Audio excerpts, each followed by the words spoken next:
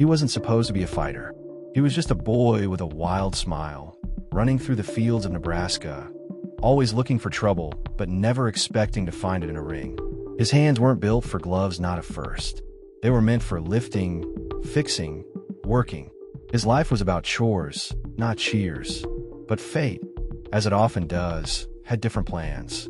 Long before his name echoed in arenas, long before the crowds yelled for blood or glory, Max Baer lived in a home where hard work came before everything else.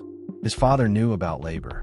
He managed a meat packing plant, the kind of place where the air was thick and the hours were long. Max saw it all: sawdust floors, heavy tools, tired backs. There was no stage, no spotlight, just the steady beat of life, one day after another. The Baers weren't loud people. They didn't come from money. They came from effort, immigrants and farmers, holding things together with quiet strength. Max had sisters who kept the peace and brothers who didn't. One of them, Buddy, would one day step into the ring too. Another, Augie, was adopted into the fold. It was a full house, and there was no room for daydreaming. But something inside Max wouldn't sit still. Maybe it was the way he laughed too loud. Maybe it was how his fists tightened when he felt cornered. Or maybe it was something no one could quite name. A spark, a restlessness. He didn't find boxing. Boxing found him. And when it did, the boy from Omaha didn't just fight, he lit up every room he walked into. Not because he wanted to hurt someone, but because the ring was the only place that ever made sense. This is the story of Max Baer. Not just a boxer, not just a showman, but a man who turned a simple life into something unforgettable step by step, punch by punch. The road to becoming a fighter doesn't always start with gloves. Sometimes it begins in the back of a dusty delivery truck. Sometimes it starts with the slam of a meat locker door or the grunt of a hog being wrangled before dawn. For Max Baer, it began in the kind of places most people try to leave behind: small towns, worn-out boots, and the smell of raw meat clinging to his clothes. Max didn't grow up chasing a title. He was just trying to keep up. His family had packed up and left the cold behind, heading west not for fame, but for fresh air. California was supposed to be a break, place where sickness might ease up, where work might be steady, and where the days might move a little slower. While his father took jobs in the meat trade, Max hustled groceries through the streets of Hayward.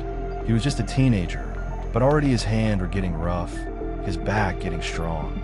Town by town, job by job, the Baers kept moving: San Leandro, Galt, then Livermore.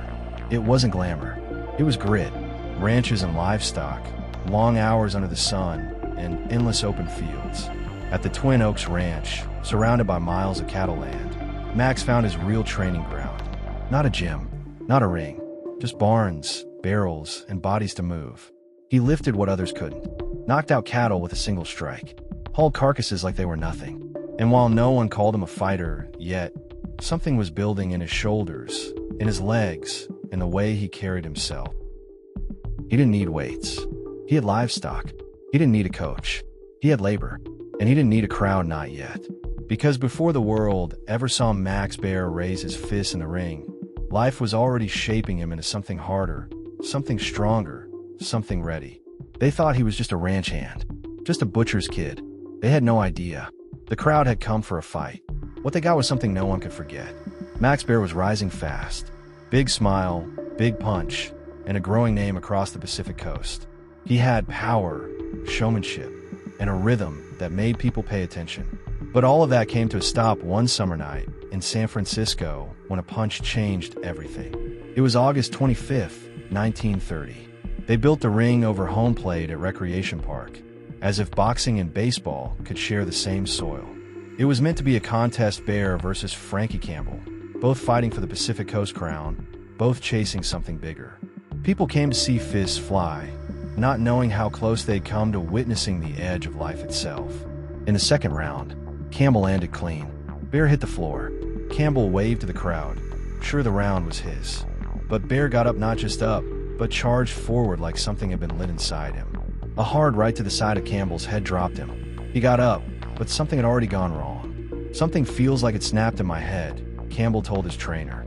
Still, he fought on. Rounds 3 and 4 belonged to him. But as the fifth began, the mood shifted. Across the ring, Baer heard his old trainer Tilly Kid Herman heckling him from Campbell's corner. Once a friend, now mocking him like an enemy. The betrayal stung. The pressure built. And Baer stepped into the fifth with something more than victory on his mind. He didn't box. He stormed. Campbell was trapped on the ropes, and Baer kept swinging. Punch after punch, the crowd roared, but something was wrong. Campbell wouldn't fall not until the referee stepped in. When he did, Campbell collapsed. Baer stayed. Others looked away, but he couldn't. He sat with Campbell. He waited, and when Campbell's wife arrived, Baer offered her the same hand that had thrown the final punch. She took it. It was unfortunate, Baer whispered. I'm awfully sorry. It could have been you, she replied. She forgave him, but Baer never forgave himself. The next day, as noon light filtered through the hospital room, Frankie Campbell was gone. The doctors said his brain had been shaken loose, rattled, until it no longer held. Baer heard the words and broke down. The tears didn't stop. The fighter known for his smile didn't smile for a long time after that. Something inside him had cracked too. This wasn't just another fight, and Max Baer would never be just another fighter. They started calling him a killer. Not in the streets, not in some dark alley, but in headlines and boxing halls, in the hush that fell over every ring he entered. Max Baer, the smiling showman, now carried something heavier than gloves. The death of Frankie Campbell had left a mark on him, one the crowd couldn't see, but one that never stopped weighing him down. He didn't quit. Not yet. But everything changed. 2 years after that tragic night in San Francisco, Baer stepped back into the ring with Ernie Schaff, the man who had beaten him at Madison Square Garden in his first big East Coast bout. This was no friendly rematch. This was personal. The public wanted to see if Baer still had it. Baer wanted to see if he still could. It was August 31st, 1932, and what happened in that ring shook the boxing world again. Baer came out hard in the final round, slamming a right into Schaff's jaw. It buckled him. Then came another, and another. The ropes were the only thing keeping Schaff from falling before Baer dropped him to the canvas. The bell saved Schaff, but only just. His corner scrambled to bring him back. It took minutes. After that fight, Schaff was never the same. He fought again, but something inside him had changed. 5 months later, he collapsed and died in the ring after a light jab from Primo Carnera. The newspapers lit up. Fingers pointed back at Baer. Some swore the damage had been done by Max, not Carnera. But the autopsy told a different story. Schaff had been fighting sick. Meningitis. A nasty flu that never cleared. His body had been breaking down long before he laced up for that final bout. Still, the shadow followed Baer. He wasn't just a fighter anymore. He was the man who had outlived 2 opponents. The crowd cheered louder, but his smile didn't always reach his eyes. He was suspended for a year in California after Campbell's death and gave up fight money to Campbell's family. He lost 4 out of his next 6 fights. But behind all the noise, behind the punches, the cheers, and the talk was a man haunted by what had happened. His son, Max Baer Jr., would say later, "My father cried about what happened to Frankie Campbell. He had nightmares." Max Baer played the part. He laughed in press photos. He clowned in the ring. But deep down, he never forgot. He wasn't the monster people try to make him. He was a man who carried ghosts into every fight. And when Jack Dempsey, the legend himself, reached out a hand, Baer took it. Because even fighters need someone to lean on. The show went on. But Max Baer would never be the same. The man standing across from Max Baer that night wasn't just a fighter, he was a symbol. Max Schmeling walked into Yankee Stadium, carrying more than his gloves. He was a former world champion, the pride of Germany, and, whether he liked it or not, the boxer Adolf Hitler called his favorite. That didn't sit right with a lot of folks, least of all Max Baer. Baer wasn't just fighting for himself anymore. He knew what Schmeling represented. And the moment he stepped into the ring with a Star of David stitched to his trunks, the crowd knew it too. This was bigger than boxing. America was stuck in the middle of the Great Depression. Pockets were empty, hopes were thin, but still, 60,000 people filled the stands that night. Radios across the country crackled as families huddled around for updates. It wasn't just about 2 men in a ring, it was about what they stood for. Schmeling was favored to win. He was tough, technical, cold, and calculated. Baer, he was rough around the edges. Half Jewish, half cowboy, all heart. And when the Nazi press called him a disgrace for stepping into the ring with a so-called Aryan, Baer didn't blink. He just trained harder. From the opening bell, Baer went after Schmeling like he had something to prove. And he did. Punch after punch, he beat Schmeling down not just physically, but symbolically. By the 10th round, Schmeling crumbled under Baer's fists. The referee had seen enough. It was over. Newspapers the next day didn't just call it a win. They called it a reckoning. That wasn't a defeat, wrote one columnist. That was a disaster. And for people watching from far away, for the ones who felt the shadow of what was building in Europe, Baer's win meant more than just a notch in his career. It felt like a punch in the face to hate, to fear, to fascism. Greta Garbo, the most guarded star in Hollywood, was so moved she broke her own rule, inviting Baer to visit her private movie set while filming Queen Christina. No one did that, not even studio heads. But Baer wasn't just another face to her. He was something else now, a spark of defiance, a symbol of pride. Their friendship bloomed into something more, a quiet romance between the screen goddess and the boxer with the big grin. But it was short-lived. The ring was calling again, and Baer, now a hero in more ways than one, had a date with Primo Carnera. But for one night in New York, under the stadium lights, Max Baer didn't just win a fight. He shook the world. Primo Carnera wasn't just big, he was massive. 267 pounds of muscle and stone, a walking fortress with fists. He towered over every man he fought, and most never made it past the halfway point.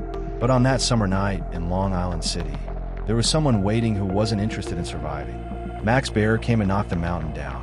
June 14th, 1934. The air hung heavy above the Madison Square Garden Bowl, and nearly every seat was filled. Baer didn't just bring fists to the ring. He brought a wild energy, something loose and dangerous. He was smiling. Carnera wasn't. From the moment the bell rang, Baer tore into him. He sent Carnera crashing down not once, not twice, but over and over 11 times by the count of most. Those who say a few of those were slips or scuffles. It didn't matter. Every time a giant got up, Baer sent him right back down. Round 1 down. Round 2, down again. Carnera looked dazed, stumbling, dragging himself to the ropes. The middle rounds were more of a fight. Carnera landed some solid shots, but the damage had been done. Baer was just waiting to finish what he started. Then came rounds 10 and 11. The beatdown resumed. By the time Carnera hit the mat again in the 11th, referee Arthur Donovan had seen enough. He stepped in and waved it off. The crowd exploded. The mountain had fallen. He had laughed, danced, and punched his way through the most feared man in the sport, and made it look like fun. For that one shining night, Baer stood at the top of the world. But the crown would only stay on his head for 364 days. That didn't matter to the people in the crowd. That night, they didn't care how long he'd reign. They came to see a mountain fall, and Max Baer gave them what they came for. He strolled into the ring like he had nothing to lose, shoulders loose, grin wide, cracking jokes like he was the main act at a nightclub. That was Max Baer. He didn't just fight, he entertained. But on June 13th, 1935, the showman walked straight into a story that didn't belong to him. Across the ring stood James J. Braddock, a man with hands chewed up by dock work and winters that bit harder than any glove. He didn't come to play. Braddock's eyes didn't wander. No smile, no games. He'd spent the last few years barely putting food on the table, watching the world forget his name. Now, they remembered. The odds were 8-1. Braddock was supposed to be another notch on Baer's belt. A tune-up, a payday. That's what most thought. But the man in the blue bathrobe wasn't there to be a warm-up. He was there to take everything. From the first bell, it was clear. Baer danced, posed, jabbed with a smirk. Braddock just kept moving forward. He took Baer's hardest shots, walked through them like they weren't there, and gave it right back. No flash, just fire. Round after round, the crowd quieted. The laughter stopped. The guy who wasn't supposed to last past the 5th was outworking the champ. His punches weren't pretty, but they landed. His feet didn't glide, but they never stopped. Baer's grin faded. The ring didn't feel so big anymore. By the end of the 15th round, Max Baer, power punching, headline grabbing Max Baer, had been outboxed, outworked, and out-toughed. James J. Braddock raised his hand, and 30,000 people who had bet against him were now cheering for him. The man who wasn't supposed to win had just taken a crown. They called him the Cinderella Man. And Max Baer, he left that ring with a loss, sure, but also with a story that would never stop being told. It's a strange thing, watching a giant fall, especially one who never expected to. Max Baer was never supposed to lose like that. Not to anyone, and certainly not to Joe Louis. But on that September night, in front of a crowd waiting to see fire and fury, Max hit the floor not once, not twice, but 3 times. For the first time in his career, the canvas felt colder than usual. The man who once brought crowds to their feet with wild swings and louder smiles had run headfirst into something even heavier than his own right hand, the sharp end of history. Nobody knew it at the time, but Baer had stepped into the ring half broken. That right hand, the same one that helped him tear through giants, was shot. It never healed right after Braddock. But pride doesn't let a man walk away, not when the world is watching. So he fought on, one hand, one heart, no chance. Joe Louis dropped him with a left hook that fell like thunder, and when Max got back up, another shot brought him to a knee. That was it. The referee had seen enough. Max didn't argue. He knew. You always know. Then came a Nova fight in '39, beamed into homes on one of the first ever television broadcasts. Lou beat him. Max took it on the chin. A year later, he clobbered Pat Kaminsky in the first round and was handed a belt, white heavyweight champion of the world, it read. But it wasn't real. Just a show. A made-up prize to make noise, to push promoters into giving him one more crack at Louis. It didn't work. By 1941, the punches didn't land like they used to. The roar wasn't as loud. The crowd wasn't quite as big. Lou Nova stopped him again, and Max hung up the gloves for good. The last bell had rung. Not with a bang, but with the slow, tired shuffle of a man who once held the world in his fists and knew when to let go. He made people laugh before he made them cheer, and sometimes he made them do both at once. Max Baer was more than just fists and footwork.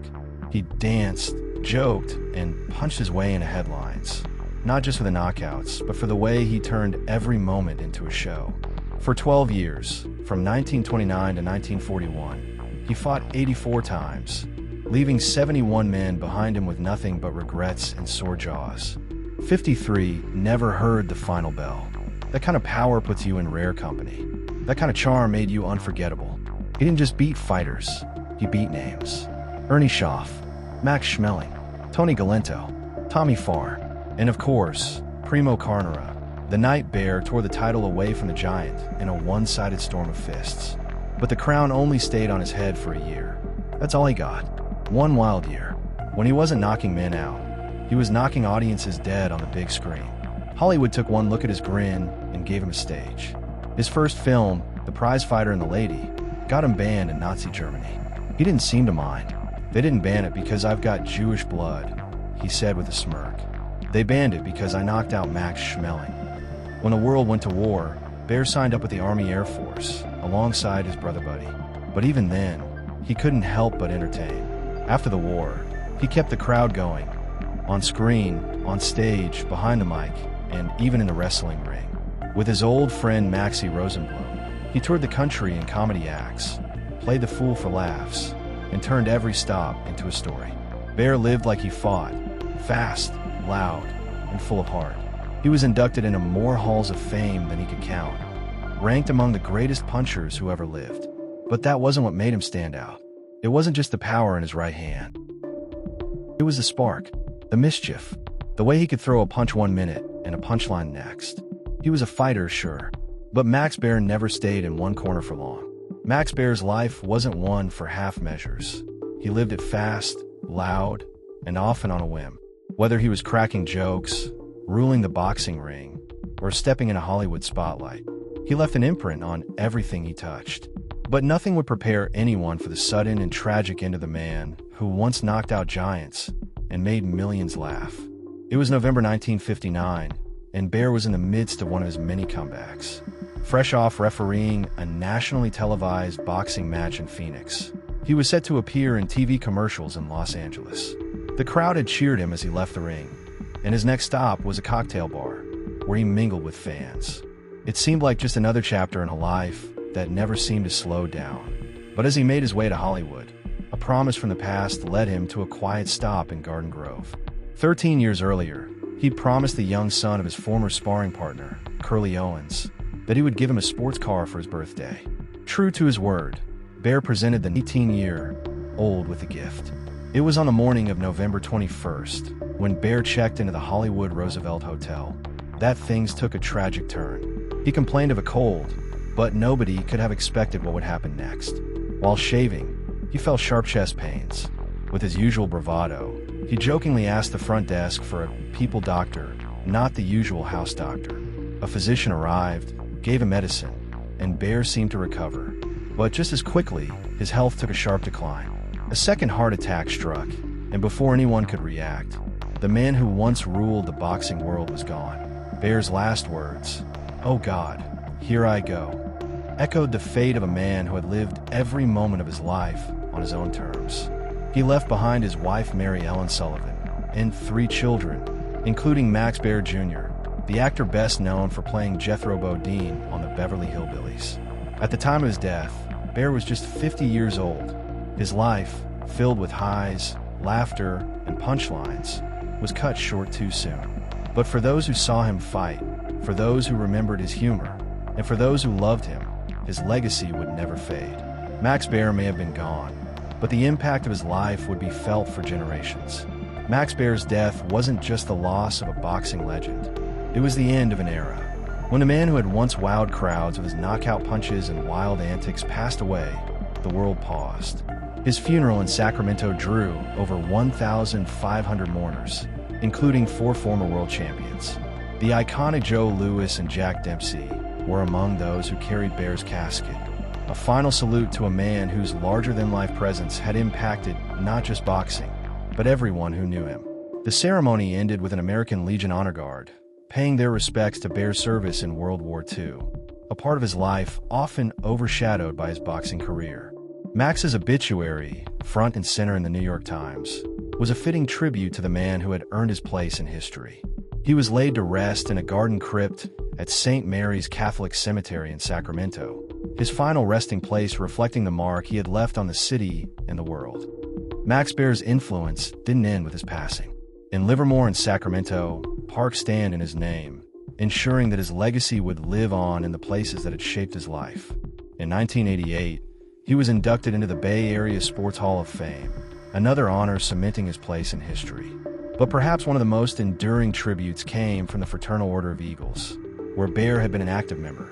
After his death, they established the Max Baer Heart Fund to combat the very disease that took his life, a heart attack.